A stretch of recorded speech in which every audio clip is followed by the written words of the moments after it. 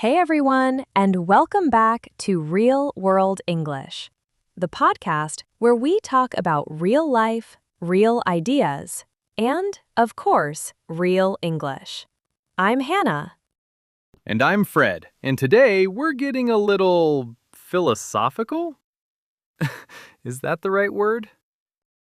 Yeah, I'd say so. Like, we're going deep today. We're talking about identity. Specifically, the idea that you are not the same person you were last year. And I don't just mean like, oh, you got a new haircut. Right. We're talking about something more fundamental than that. Like, who are you actually? Are you the same you from 5 years ago? 10 years ago? It's one of those questions that sounds simple, but the more you think about it, the more it kind of messes with your head. In a good way, though. Totally. And honestly, this topic came up because I was going through some old photos, from like 3 years ago, and I barely recognized myself. Not physically, but just the vibe was different. Yes, I know exactly what you mean. The vibe. There's no better word for it. So let's get into it. I think one of the most fascinating things about personal change is that what's the word? It's gradual. It happens so slowly that you don't notice it while it's happening. Exactly. It's like, okay, imagine a tree growing. You don't sit in your garden watching a tree grow in real time, right? But then one day you look at it and you think, wow, that thing is massive now. Personal growth is kind of the same. Oh, I love that comparison. And actually, for anyone learning English right now, Fred just used a really common structure there. You don't notice it while it's happening. That phrase, while it's happening, means at the same time as the event. It's a great one to use in everyday conversation. Yeah, like, I didn't realize I was tired while it was happening. I only noticed afterwards. Perfect.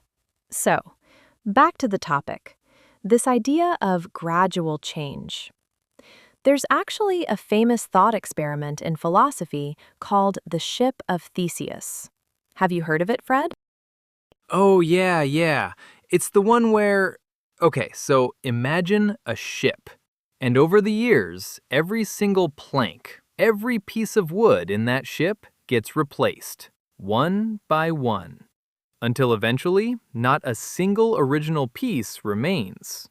So the question is it still the same ship? Exactly.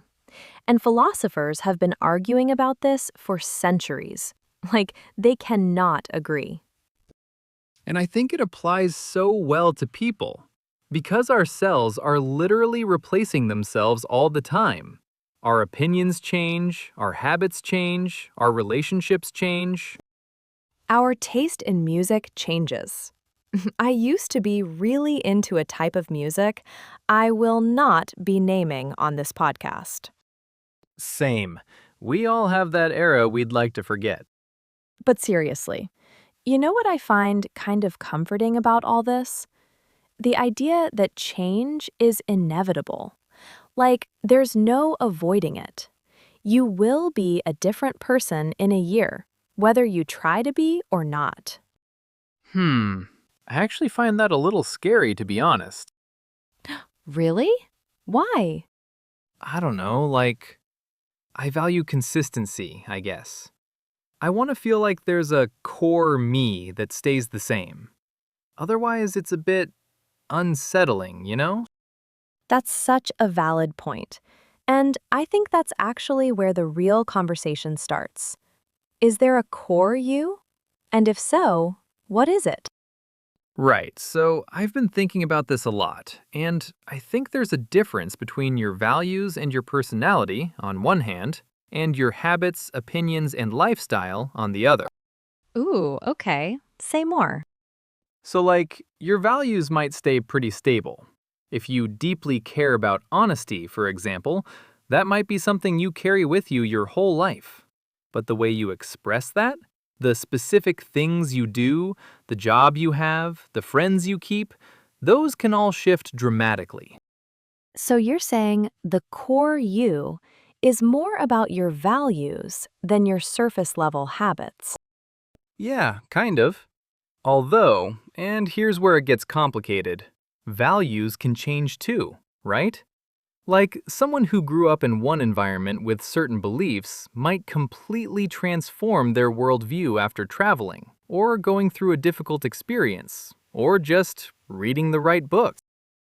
Yeah, I think about my younger self and some of the things I believed, and I'm just like, wow, okay, that person needed to learn a few things.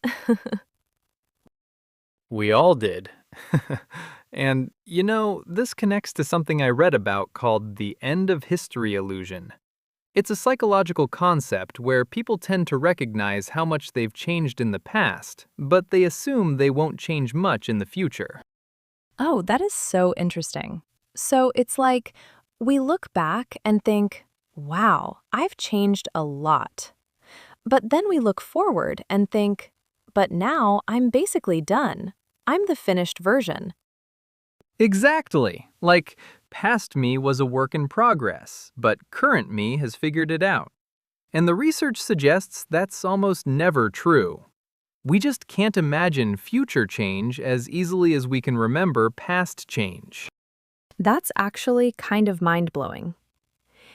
And, oh, this is a good one for English learners. Fred just used the phrase, a work in progress. That means something that is not yet finished, still developing. You can use it for projects, but also for people. Like, I'm still a work in progress. It means I'm still growing, still learning. Yeah, and it's not a negative thing. Saying I'm a work in progress actually sounds quite self-aware and humble. Totally. It's a really mature thing to say, honestly. Okay, so one thing I really want to get into is how do the hard times shape us? Because I think most people would agree that the moments that change us most are often the most difficult ones. 100%. I went through a really tough period about 2 years ago.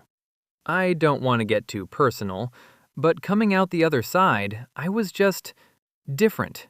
Not better or worse necessarily, just different. More aware of certain things. Yeah, and I think there's something really important in what you said. Coming out the other side. That phrase means surviving a difficult experience and reaching the end of it. It's such a vivid way to describe it. Like, you went through something dark and came out into the light on the other side. That's a good way to put it. And I think difficult experiences force you to, what's the expression? To reassess your priorities. Like you suddenly see what actually matters to you. Exactly. And it's interesting because a lot of people resist change, right? Like, change feels threatening. But I think what we're saying is, even when change is painful, it's almost always making you more layered, more complex as a person. Layered. I like that. Like an onion. Yes, a human onion. The more you peel back, the more there is. Okay, but on the flip side, and I want to bring this up because I think it's important, not all change is growth, right? Like, sometimes people change in ways that aren't great. Bad habits, toxic relationships, cynicism taking over. That's such a fair point.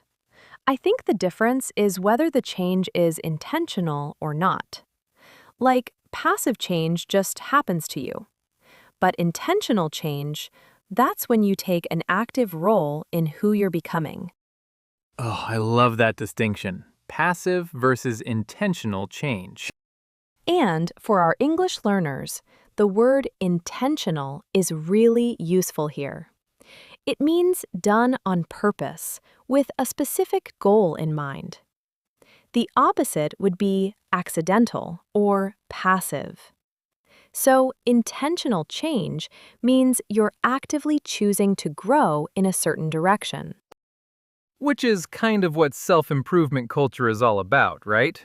Reading books, going to therapy, taking courses, it's all this attempt to steer your own change, rather than just letting life push you around. Letting life push you around. I feel that. Okay, I want to bring up one more angle on this. How we talk about ourselves. Because I think the language we use to describe our own identity is really revealing. What do you mean? So, have you ever met someone who says things like, "I've always been this way," or "That's just who I am," as if their identity is totally fixed, you know? Oh, constantly. And I always find it a little limiting.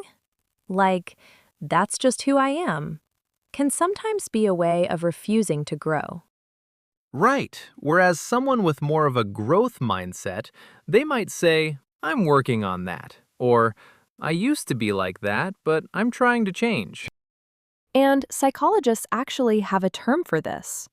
Carol Dweck's research on fixed mindset versus growth mindset. A fixed mindset says your qualities are set in stone. A growth mindset says they can be developed. And I think this ties back perfectly to our topic today. If you believe you can change, you're more likely to actually do it. It becomes a kind of self-fulfilling prophecy. Ooh, self-fulfilling prophecy. That's a great phrase. It means when your belief in something makes it come true. Like if you tell yourself you're going to fail a test, you might not study hard enough, and then you do fail because you believed you would. Exactly. The belief creates the outcome. So, in terms of personal identity, if you believe you're capable of growth, you'll take actions that lead to growth, which is actually kind of beautiful when you think about it. It is. Okay, I have one final thought before we wrap up the main discussion. Go for it. I think there's something really freeing about accepting that you're not the same person you were last year. Because it means you're not stuck. Whatever mistakes you made, whatever version of yourself you're embarrassed by, that person is gone. Or at least evolving. That's actually really lovely, Fred. Thanks. I have my moments. You do. And I think that's a perfect note to land on before we get into our words and phrases segment. You're not stuck. I love that. Okay, everyone, time for our favorite part of the show, words and phrases. This is where Fred and I go back through the episode and pull out some of the best vocabulary and expressions we used today. We've got some really good ones this time. Let's do it. Okay, first one. And this came up early in the episode. Gradual. Gradual. It means happening slowly, step by step, over a long period of time. So, for example, learning a language is a gradual process. You improve bit by bit, not all at once. Great one. Next up, a work in progress. This is a phrase, not a single word. It means something, or someone, that is still developing, not yet finished, and it has a really positive, humble feeling to it. You might say, "Don't judge my cooking skills yet. I'm still a work in progress." Same, honestly. Okay, number 3, intentional. This means done on purpose, with a clear goal. The opposite is accidental or passive. Example: she made an intentional effort to be kinder to herself this year. Ooh, good one. Number 4, coming out the other side. This is a really vivid expression that means surviving something difficult and reaching the end of it. Like, It was a hard few months, but I came out the other side feeling stronger. I love that one. It paints such a clear picture. Okay, number 5. Self-fulfilling prophecy. This is when your belief in something actually causes it to come true. Classic example. If you keep telling yourself you're bad at English, it might become a self-fulfilling prophecy. So try to change that inner voice. And our last one, set in stone. This means fixed, permanent, impossible to change. You'll often hear it in the negative. Nothing is set in stone, meaning things can still change. It's not final. Like, the plan isn't set in stone yet. We can still adjust it. Perfect. Those are 6 really useful ones today. Try to use at least one of them this week. Seriously, that's the best way to make new vocabulary stick. Exactly. Use it. Don't just know it. Okay, that is a wrap on today's episode of Real World English. Thank you so much for listening. Whether you're watching on YouTube or listening wherever you get your podcasts. If today's episode made you think about who you were a year ago versus who you are now, we'd genuinely love to hear about it. Drop a comment, send us a message. We read everything. We really do. And if you're enjoying the show, please subscribe, leave us a review, share it with a friend who's learning English. It genuinely helps more than you know. Until next time, keep growing, keep learning, and remember, You are not the same person you were last year. And that's a good thing. see you next week. Bye, everyone.